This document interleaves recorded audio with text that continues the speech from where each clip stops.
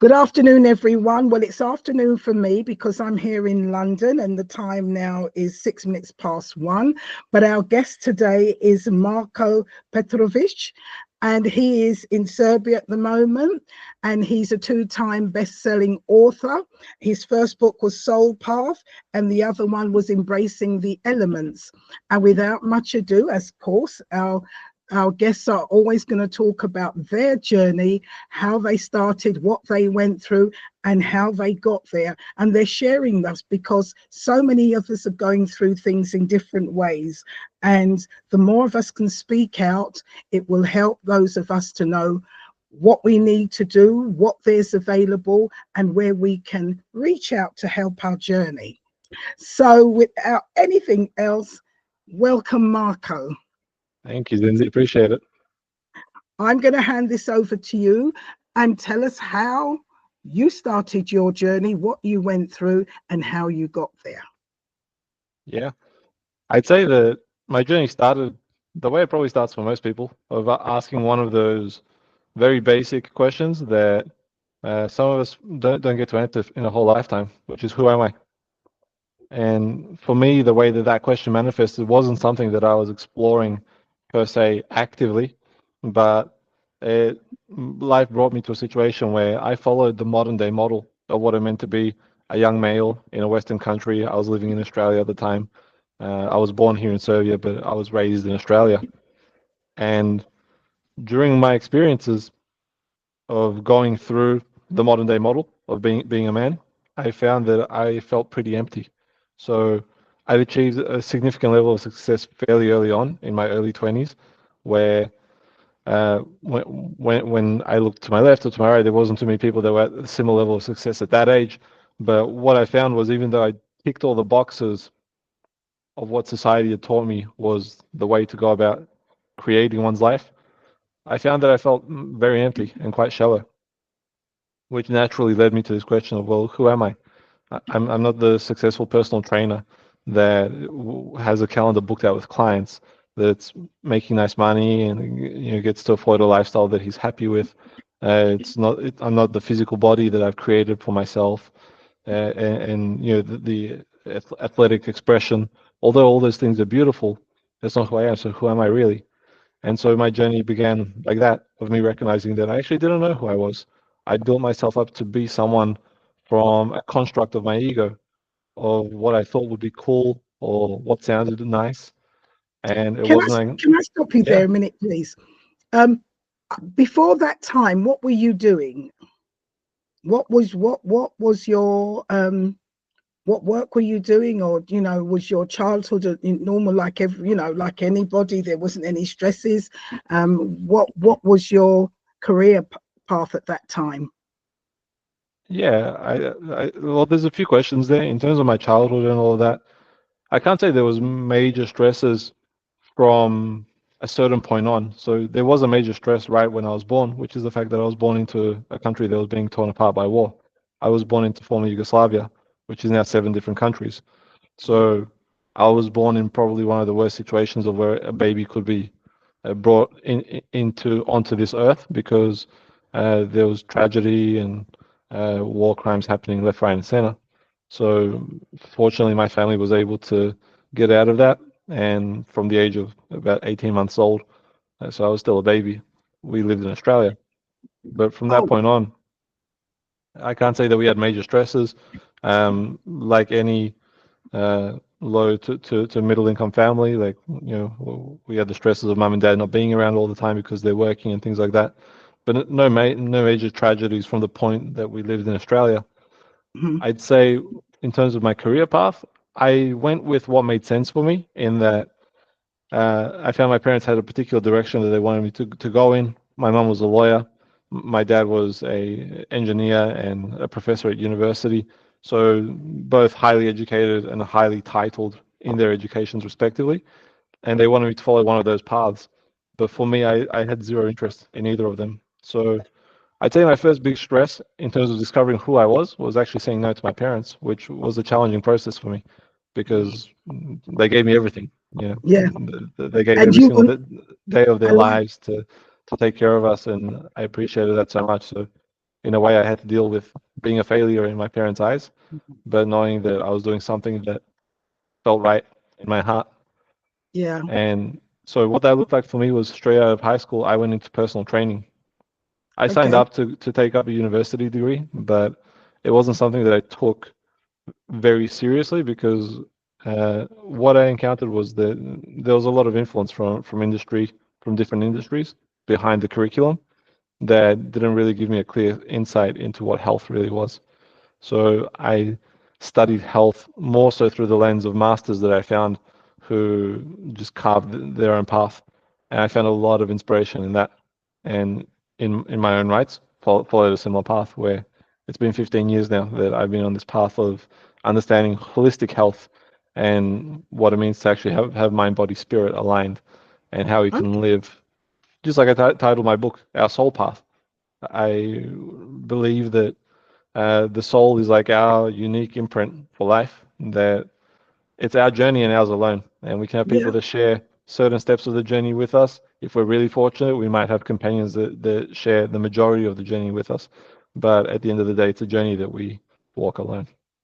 Let me go back a bit because you've gone into your life path, but you also mentioned that you had to find your own way because you went into the keep fit industry, but there it wasn't what you thought that it was really. Hmm. And then you started to follow other masters and you started to listen to other things. What were those masters and things that you listened to that Yeah, helped to develop you? yeah, good question. I'd say the big wake up call for me actually came to me through my dreams. So that's one of the first chapters in my book, Soul Path, Yeah, where I wrote about uh, coming into contact with the intelligence that exists all around us that I was separate from because all I knew about life was how I experienced it through what we call the 3D or the matrix, and which essentially says that I am this physical being and nothing more. But just like you were saying before, that uh, we're actually a spirit inside spiritual of beings with a physical body having a human exactly, experience. exactly. And so for me, it was about understanding that extension of life that exists beyond this physical shell Yeah. that I occupy, and understanding, well, what is that intelligence? And for me, it came to me through my dreams. And the way it happened was that I had a dream which was just one word, and that word was Peru. And I didn't really have an association to it other than that Peru was a place that I'd love to have traveled to at one point, but it wasn't something that was dire and pressing for me. Yeah. And then as that day went on, the day that I had that dream, as it went on, I ended up realizing that when you asked me the question about, well, who are these masters? Well, my dreams were my greatest master and still are because many times I've had communication through them that I end up unpacking over years sometimes to realize that that was like a little seed that got planted for me in my consciousness at some point that I get to live on. And so that message for Peru actually ended up turning into something that I dismissed when I first received the message because I didn't really have an appreciation for dreams or anything that would fall under the, call it, spiritual realm or the conscious umbrella. So meditation wasn't a thing in my life. Prayer wasn't a thing that in my life at that point in time. I lived a very 3D experience. So even Yeah. to receive a message through my dreams seemed so far out of left field that I didn't know what to do with it. I didn't have the map for uh, what does one even do with this, right? But Yes. the map that I did have, even though I didn't have any of that, the map that I did have was the connection to my body. Thanks to all the training, thanks to all the exercise, I had a very Yes. nuanced relationship to my body where I could feel when something wasn't right. And what happened that day, which was very clear to me, was that my appetite went away, firstly, which never happens to me. And then a few hours into the day, it was around as I was approaching midday, my desire to drink water went away. So water became distasteful to me, Okay. like off-putting. And Oh, so what happened was my whole body was like drawing me inside, and anything that I was trying to put in to live my normal routine, it was just rejecting. It was saying, "No, I'm not having any of this." And then eventually, at one by point, I did force. I didn't know exactly. I didn't know what else to do, and I felt cornered. And without even realizing that I closed my eyes and asked myself an introspective question, which again I didn't have a map for. Being like introspective wasn't even a part of my vocabulary at the time. And so I just closed my eyes and I said, "What's happening?" And I saw that same word, Peru. And what age were you when this happened? I was 22, 23. Okay. Yeah. So actually, from what I'm hearing, you were being forced. Um, you started to have the dream at 22, 23, and Hmm. because you weren't that spiritually aware, nothing like that was going on in your life, as you said, you were living a 3D experience. And but here, spirit was now trying to connect. And actually, what they were doing is like forcing you to fast, no drinking, no eating, Yeah. but going within and that spiritual side, which sometimes demands fasting. And what Hmm. they were doing is pushing your back against the wall to force you to listen. Yeah. Exactly. Something new. Exactly. And then I ended up doing what I considered to be the craziest thing ever, which ended up being the greatest blessing in disguise, which was when I saw that word Peru for the second time, in that moment when I closed my eyes, I said, you know what, this is crazy, but I'll go buy a flight to Peru and then let's see what happens over there. So that day, I went and I put my deposit down for my ticket, and I flew out 3 days later to You Peru. took a leap of faith. Yeah, At that took time, the you leap didn't of know it was faith. faith, but you just took a leap into the unknown. Exactly, exactly. And so I ended up traveling through Peru for what was a fairly brief time. I spent 3 or 4 days there, and it was kind of like a pilgrimage in that I didn't have a final destination in mind of where I wanted to go. And it was probably the first time in my life where I didn't live with a final destination. I didn't live with a goal with a name. It just allowed me to be more present with life from each moment. So from walking through the markets, appreciating the spices and the herbs and the fresh food, through to the stall holders in the shops. And it was the first time that I actually paid attention to the world around me without a need to engage with it with some kind of goal or aim in mind of trying to achieve something. And that was quite liberating to me. And I tell you, those the first moments where I started to appreciate, oh, like life is so beautiful and so sweet, and I don't have to be chasing something every single moment in order to appreciate its sweetness. Because So, I'd formed the idea that sweetness was achieving our goals, which yeah. that's sweet too. But there's a sweetness in every single moment that we can live and breathe. But again, what I'm hearing from you is that you are forced now to be aware of your surroundings, to be aware of life around you as it is. And you were taken out of one, which is, yes, forcing you to your goals, into Peru, which is, I suppose, as you said, going to the markets and smelling life and seeing things as they are. You were becoming aware of actually life other than what you Hmm. were envisaging life should be. That's Yeah, interesting. And yeah. what was your journey happening in Peru? Well, I ended up finding myself in an indigenous ceremony over there. It's like an all-night meditation. And what was fascinating to me when I arrived there, and again, I hadn't planned for this or anything like that. I just followed the breadcrumbs, as they say, and life ended up landing me there. And what I encountered was when I got there, there was probably half a dozen people in that room that I'd encountered on the streets, in the markets, the cafes that I was at. So it was like Oh life's my little messengers gosh. arrived to tell me that I was exactly where I needed to Come on, be. don't freeze on me. Oh my synchronicity. Well, yeah, people generally call it synchronicity, but I'd say it's more than synchronicity. I'd say Oh, it's the don't messages from freeze. the divine. Don't freeze. You got me? No, I'm sorry, you cut out there. Can you repeat that, please? Yeah.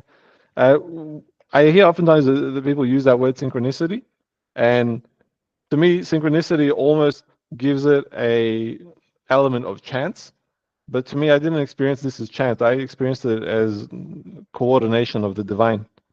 It was like Hmm. the universe was orchestrating something very clear for me, where the writing was right on the wall, and I couldn't not see it.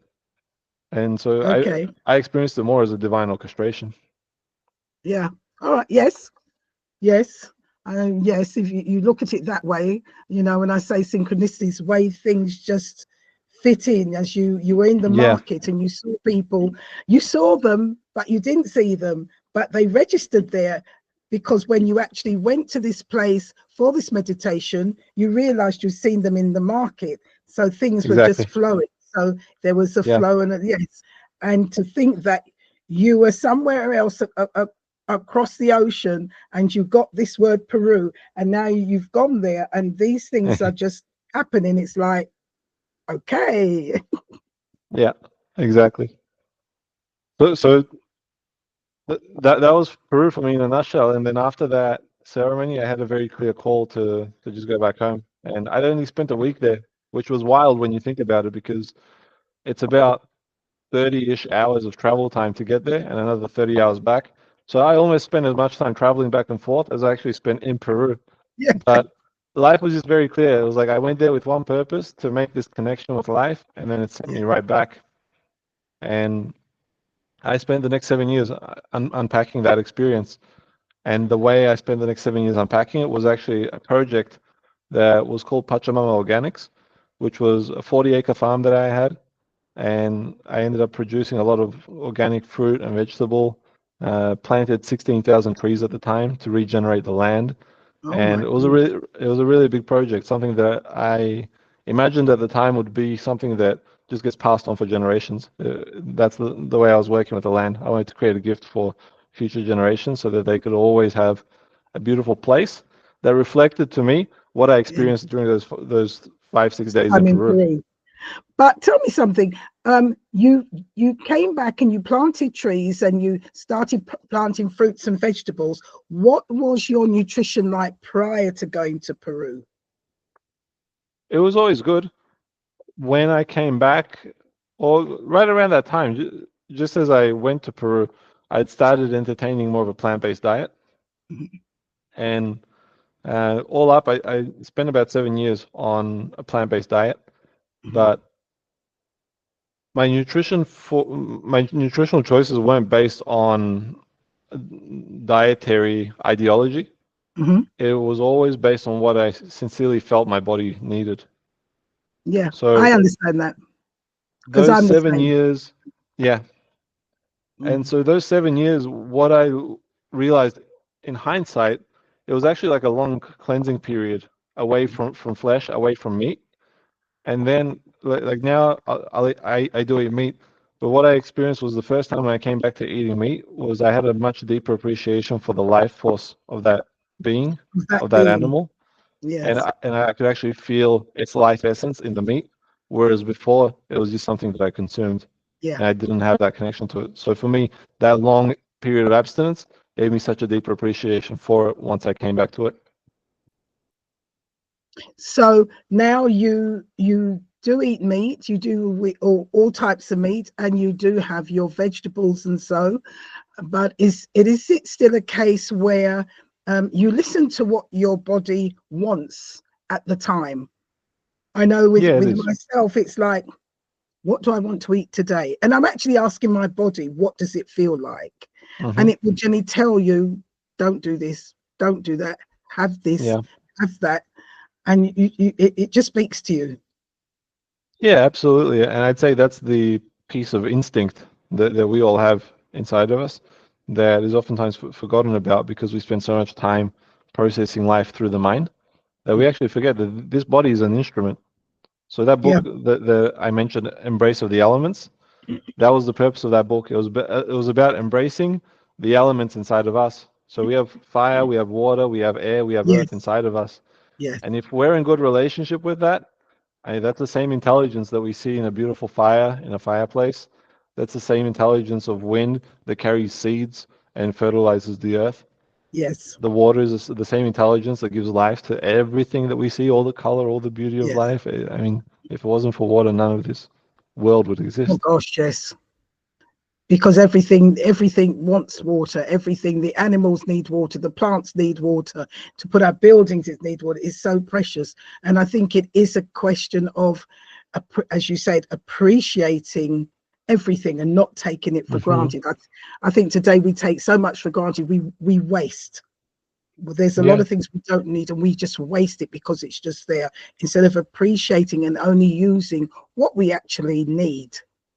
Yeah, and I feel like there's something really valuable in what you mentioned there around appreciating it. For me, my relationship with with sustenance. So I'm not just speaking about food, I'm speaking about water, I'm speaking about air, like everything that sustains us. My relationship with it really changed when I started to give thanks for it. And when I started to give thanks for every day. So Yeah. every day, like I'll start my day with a little bit of water. I'll pour a glass of water, and I'll actually contemplate my relationship with water, and I'll give a few words, a simple little prayer, just to say thanks. And what I found that that did for me was it opened up my relationship to water in a way that I hadn't considered, because it's something that's mundane, right? Like it's available to us all the time, everywhere. Well, for most people in the world anyway. And so it's so easy to take for granted. Yet when we think about it, if it wasn't for this precious element, like there wouldn't be any color in this world. We get to see a rainbow only when water falls from the sky. And Yes. it carries that whole spectrum of light that we see in the Yes. rainbow. And then certain plants pick that spectrum up and then reflect it to us. So Yes. that's all just reflections of water that we're seeing, which is Yes. such a marvel of life. And so I found that my relationship really started to change when I started to give thanks for it. And not just when, because it's easy to pray when we're in desperation and need, right? And when we really need something, but it's another thing to pray every day and to just give thanks in a really simple way. So I really appreciated what you said there around appreciating it, right? Yes. And just wanted to highlight that. Yeah. No, it's. I think it's something that we need to really be more aware of. As I said, we take things for Hmm. granted, but when we have conversations like this, and especially as you said before you went to Peru, how you went, you came back, and things changed within you, became more aware of certain things, and Yeah. in our lives, different things. If we listen and pay attention, they they are there to guide us, because we are this powerful being. Hmm. So, since doing that now, what, and I know from reading about you that you have learnt ancient, um, ancient ways of doing things, and you do retreats as well, Hmm. ancient retreats. Tell me more about that, please. Yeah, so I mean, I have a retreat coming up in October, which is called Codes Within the Seeds. And it's a 7-day process of allowing us to understand life in a way that I can best illustrate it by sharing with you the journey that I went through, which gave me the inspiration for the retreat, Yeah, which was that about 5 years ago, I sold everything that I owned in Australia, and I packed my life down into a suitcase and a guitar, and I booked a one-way ticket to Mexico. Now, that one-way ticket to Mexico ended up being the adventure of a lifetime that I'm still very much on. I've been living more or less nomadically for the last 5 years. So I haven't been in one place for more than 8 weeks in the last 5 years. It's been a life of constant movement. And in all that movement, I've had an opportunity to be witness to and to live with some indigenous cultures. People say that they might study an indigenous culture, but to me, it's not something that's lost and forgotten that we study. It's something that's still very much alive today, and it's something that we can live. So as I spend time around these cultures, I realized that I just appreciated their way of life a lot more than how I was raised in the modern world. So yeah, I've been doing my best to integrate my life in a way where I can live in accordance with many of the things that they teach. And it's really simple teachings, and it's a lot of time in connecting with nature. But through that connection with nature, we start to access reserves of the human experience that lay dormant for many of us our entire lives. If all we know is the comfort of, like where I am right now, an apartment, I've got an air conditioner behind me and a heater, and I can always regulate things exactly as I want. That's comfortable, but as you know, all the magic happens outside the comfort zone. you have to make provisions and you have to think ahead. You have to provide for all different elements depending on where you are. Yeah. And it's interesting. It was interesting how you just sold everything, packed it up, and again, um, this time I don't think it was so much. I suppose it's still a leap of faith that you decided to take that that decision just to sell everything, Hmm. reduce what you had down to what you could carry, and then just travel. And that takes a lot of, to me, it takes courage, I suppose. But I suppose when you get to a certain stage in your life, it just seems a normal thing to do, and you don't fear, and you just know it's going to be okay. Just do it because that's what your spirit is telling you to do, and that's how you feel you want to live. You know, Zenzi, you're one of the first people that's dovetailed off courage and actually spoken to it like that, which is the way that I've really experienced it. Many people say to me, "Oh, wow, that was such a courageous thing that you did." But honestly, the way I felt was that I didn't have another option Yeah, because the message was really clear to me. yeah, And yeah, at some level, I looked at it and I said, "This seems pretty wild," but the wildest adventures are the most beautiful, and we yeah, learn the most from them. So yeah, uh, when I got the message of inspiration, I said, "That's the way I'm going." I don't know why to its entirety, yeah, aside from the fact that what I felt within myself was that yes, had I not gone, I wouldn't be able to look myself in the mirror yeah, because I knew that life spoke to me in a very clear way, yeah. and I couldn't live with the idea that I didn't follow through on that message. No, you were ready for that journey because it definitely didn't happen overnight. From the time you were 20, 22, 23, you started to have your dreams. You saw Peru, you just went and you did what you needed to do. You came back and you have been going through a transition. You have been transitioning and you have got to the place where you are your authentic self. And this is Hmm. how you wanted to live your life. And when you get to that stage, and you're right, when I dovetailed off, because then I realized, no, it's not courage because you have been slowly being nurtured, you Yeah, slowly being um, driven that way, changing your way of the way you eat, the way you see things, and it's been bringing you to that point where you no longer need it, and you saw everything around you was not necessary, and that was not the life. Your true self, your authentic self, was coming through, and you allowed that energy to flow. That is freedom, yeah, and you walked in that freedom and you took the step. And as you said, you wouldn't be able to look yourself in the eye because you had got to that stage. And that's yeah, the stage that all of us, if we understood, were walking through. And through that journey now, you've been traveling around, as you say, not staying in a place more than 8 weeks, hmm. but experiencing so much. And through that journey, who have you met? What have you done? And how are you feeling now? Well, right now I feel incredible. I feel like I'm living the life that I came here to live on this earth. So I feel very aligned.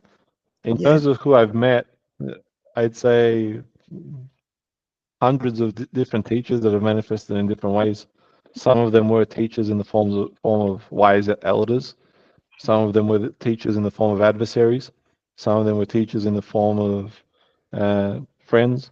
Some of them were teachers in the forms of thieves. Right. So there was the whole plethora of human experience that I went through, and one of the big teachers was actually silence for me.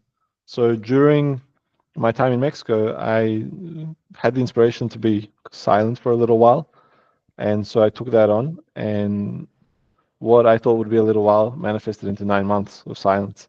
Okay. So I went through a 9 month period of extended silence, during which time I was with a indigenous culture that does a lot of pilgrimaging, a lot of visiting of sacred sites, a lot of ceremony, and the way that it manifested, again, coming back to what we mentioned before about divine orchestration, Mhm. I wasn't thinking about any of the details of it. Like when the inspiration came to be silent, I took it up. And when the inspiration came for me to break the silence, it worked out to exactly 9 months on June the 11th, and my birthday is on June the 12th. And so it was not only a birthday gift to myself, but in the same way, it was a 9 month rebirth through what I experienced as the spiritual waters of indigenous cultures through Native American culture. And so it takes a child 9 months to be born, right? From Yes, gestation to yes, birth. And so I had a full 9 month rebirth through understanding myself, my connection with life, through a sacred lens, you could say. And so that actually ended up being the basis of my book, Soul Path, so that I far. wrote, which Yes, is I don't really do any preaching or anything like that in here. This is just 22 short stories of some of the wild, crazy, beautiful, challenging things that I experienced, where people get to ride with me shotgun.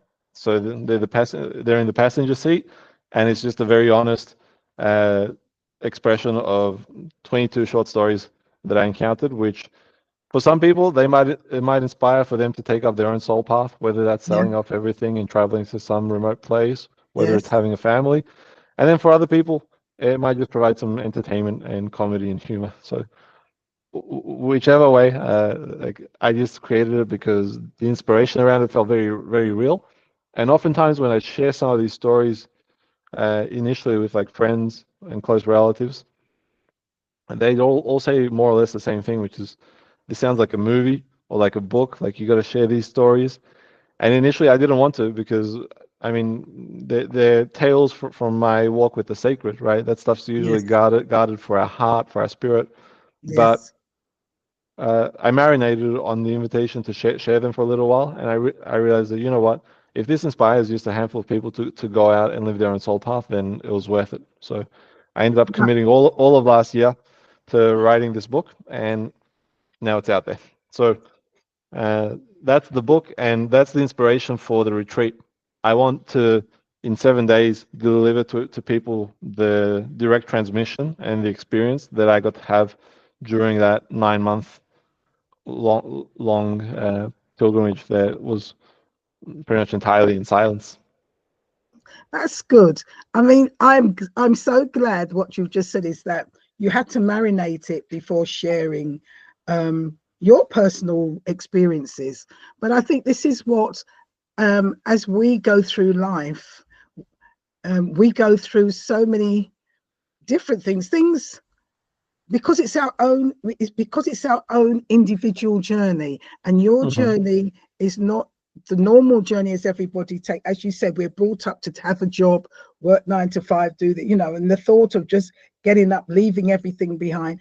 But it was a gradual process. It was a process that Of you have course. come to this earth plane to do. It's a process that you've come to experience, and we've all actually come to this earth to grow spiritually, and this is your journey of growth of spirituality.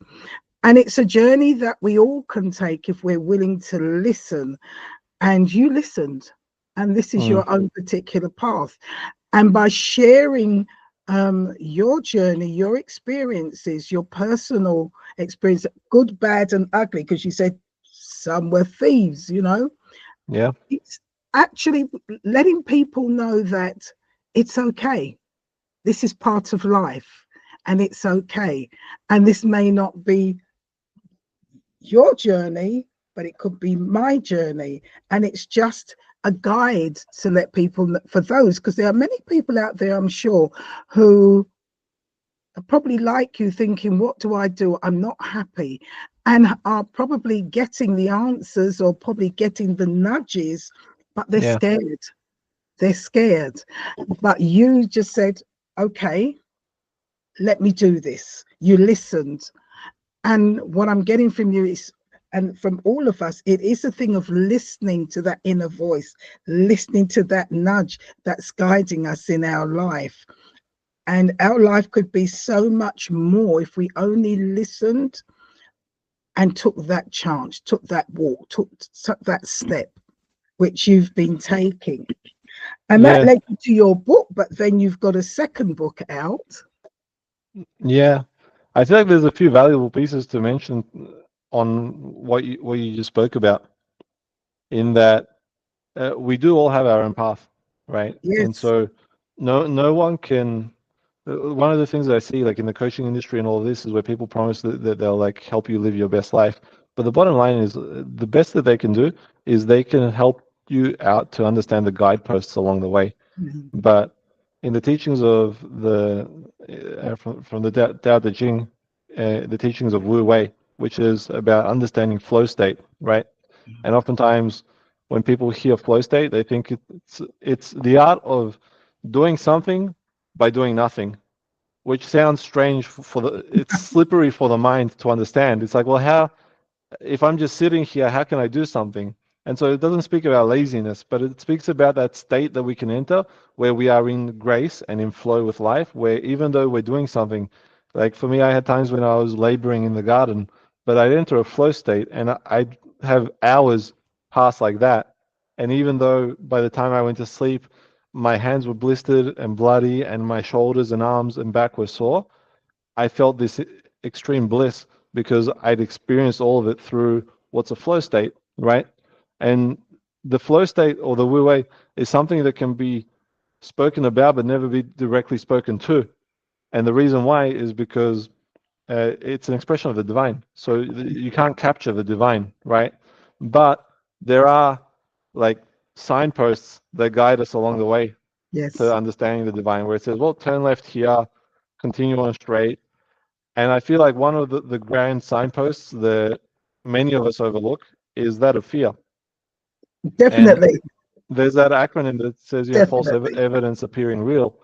But one of the Yes. things that I love most about in some of the languages, the way that they speak about fear is, so in English we only have the one word, fear, and that's it, right? Mhm. But certain languages that I've had the opportunity to explore speak about different nuances that we don't necessarily have in modern day Yeah. languages. One of those nuances was fear, where they'd have two references for it. One reference is what they'd refer to as Maya, which is like the illusion, and that's the false evidence appearing real. So Yes. I might see a pretty woman, I might want to go and speak to her, and then I'd start to create illusions in my mind about why I shouldn't speak to her. It's nothing more than the illusions of my mind. Or businessman wants to go and raise some money, creates illusions about why he's not worthy enough to go and speak to some investors. Whatever the situation is. Whereas the other one speaks about that trembling sensation that we get when we're at the doorway of the divine, and our whole system, our whole nervous system needs to expand in the realization of what we're about to enter. They speak about that as being the other fear. And rather than that being a enemy in the way that many of us like hide away from our fears, Yeah. that's actually the invitation forwards. That's the butterflies in our stomach that Yes. says, hey, there's magic here, lean in. Yeah. And so for me, what I found is that time and time again, as that beautiful quote says, the cave we most fear to enter holds the treasure we seek. Yes. And sometimes I've been in the presence of a fear that's so grand that I rationalized it with my mind and would say something like, no, that's not for me. But deep down, I knew that it was. And when I allowed myself to lean into it, I discovered treasures that I didn't even know I was seeking. It was something that the soul was seeking. And so I wanted to pepper in a few of those pieces because I felt that they were really valuable to dovetail off what you mentioned. Yeah. No, you're so right. And Marco, are you there? Okay. Yep. You're so right. I often say to people, and you're absolutely right, fear is one of the things we live by, unfortunately. And it is false evidence appearing real because we do not understand who we are. We do not understand that glorious, loving energy that surrounds us and within us that we can use because we've been blinded for so long. We've been Mm-hmm. hypnotized for so long. We've been lied to for so long. And we're living in this illusion that in this present age is now we are beginning to break out of it because we're able now to speak like yourself and me and so others about that life, that spiritual, that energy, because years ago you couldn't. It was a bit woo woo, and it's like, oh, what are you talking about? But people are now understanding that this power, this energy is not just out there, it's within us, and we are a part of it. And we need now to talk about it, understand it, and have people like yourself and so many that I interviewed, how it affects them and how they overcome, um, and they take that step. They listen to that voice and they take that step and that Mhm. journey to create their life. And it's a wonderful life. As I say, you've got freedom. You've got freedom that so many people are yearning for. You've got freedom the way you live your life. We don't need as much things as we think we do. But each one Right. of us have come for our own different paths. And each one of us have come to experience different things. So, yes, you've got the freedom you want. Sometimes people have come to overcome or live a different life, but it's always listening to that voice and that power within to guide you for your particular journey. Because all our journeys are different, but they're out of respect and love and spiritual growth. Yeah. So your other book, which is the elements, which you've spoke upon and looking, what what inspired you to write that book? Yeah. So for me, Embrace of the Elements was really about temple wisdom. And what I mean by that is about like the temple of this body, Mm, right? My direct experience is that our spiritual experience can only be as sharp and clear as we are with the temple within which it resides. So there's certain practices, certain ways of living, of taking care of ourselves, of eating, of meditating, of treating the temple of our minds so that we can actually connect to the divine with greater clarity, with greater precision. And for context, something that's really fascinating to me is I study the Mexica calendar, which is the calendar that comes out of Mexico. There's a museum there of the big stone circle that you may have seen. It looks like it's got a face on it, and it looks yes. like the sun. Oftentimes, Yes. people call it the sun calendar, which is incorrect. It's actually a moon calendar. But Okay. the reason I'm referencing it is because it's something that it's not. It is ancient, but it's not non-existent anymore.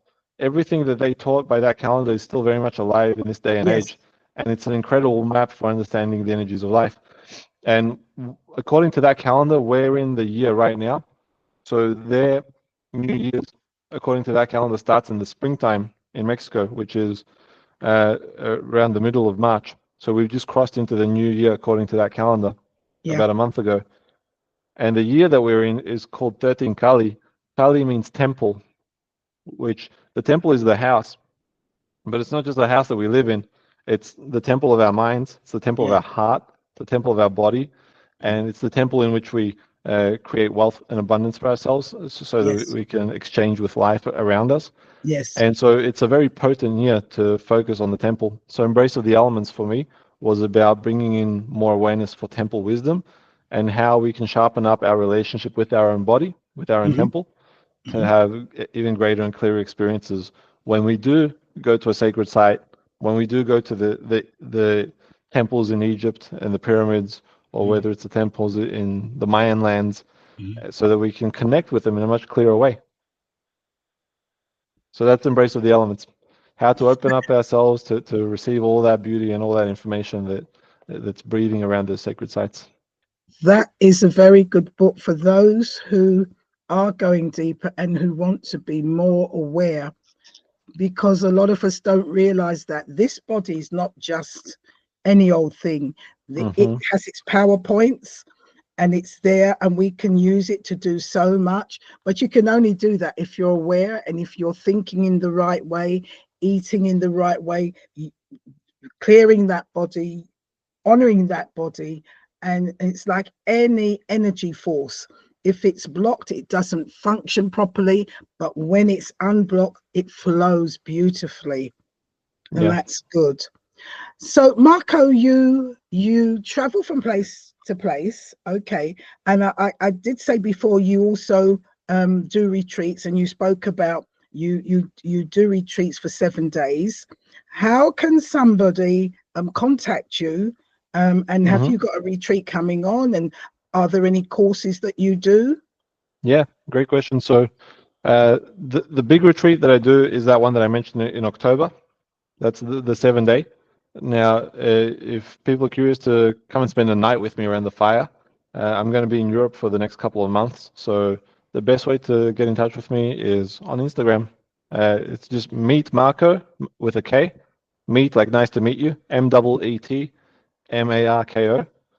And I announce on there like wherever I'm going around the world, where people can come and spend a night around the fire. And those nights around the fire, like there's a few different formats in which I do them. So there's like an evening, or there's a full night experience that people can come along to, and that's like a nice way um, to get a taste of some of what we've spoken about here, some of Yeah, these ancient ways, where a lot of these cultures, the fire to them was the sacred center. And I mean, it yeah, still very much is, even when you take a look at religions, like people go and they light their candles. That's yeah. the sacred flame of It's life. true. We do today. Yeah. Now you said meet Marko, and is that Gmail, So that's my Instagram handle, Meet Instagram? Marko, Okay. MEETMARKO. If people want Yeah. to email me, it's the same email, meetmarko@gmail.com. Yeah. Okay. Good. Same Okay. same Well, on same on YouTube, same on Facebook. It's all Meet Marko. oh, it's all meet Marko. Okay. Well, that's fine. Marko, before we say goodbye to you in a very interesting talk, what little bits of what little golden nuggets of advice would you give to people looking at this podcast with regards to their own spirituality and their own journey, and finding and trying to connect to their authentic inner self? Yeah, I shared a really short story that has a beautiful metaphor to it, which is that there's a train that passes for every single one of us, and many of us never get on the train. And the ones that do actually get to know what their true path is about and what it's for. And I love that metaphor because it speaks to the fact that the train always comes around. So it's not a one-time shot in our life where we can step on the train. We can step on it when we're younger, when we're older, and the opportunity is still there. And no matter how much time we've contemplated whether or not to do the thing, the moment we step on is the moment we start to live our greatest life. So my invitation would be really simple: to just step on the train and go for a ride, because the worst case scenario is something that people don't consider often enough. For myself, I consider, what's my worst case scenario if I sell everything and I go to Mexico and it all falls through and ends up being the worst decision I've ever made? Well, I can go back to Australia and keep living my life. Okay. Nothing really changes. Like, I might have a few less dollars in the bank account, but we can always make money. Whereas You, we can't garner back the time that we lose thinking about life. And life isn't to be thought about, it's to be lived. So it's my invitation to everyone is to uh, claim their life a little bit more and start living it in whatever courageous step that looks like for them. Thank you so much for that. You're very true. Life is meant to be lived, but sometimes we think the way we're living it is how it's supposed to be, Hmm. and that's not the case. And sometimes we need to listen to that voice within and find the courage at first to think of ourselves worthy. But again, it's a journey, and it's a journey that takes It is. different steps, and it's a journey that we have to listen and be aware of what is around us, because things are talking to us to show. So it's Yeah. being aware in the present. Marko, thank you very much indeed for joining Thank me you, Zinzi. today. Thank you so much to all my guests who have joined this meeting. And until we meet again, be aware of what's going on around you. And until then, bye for now.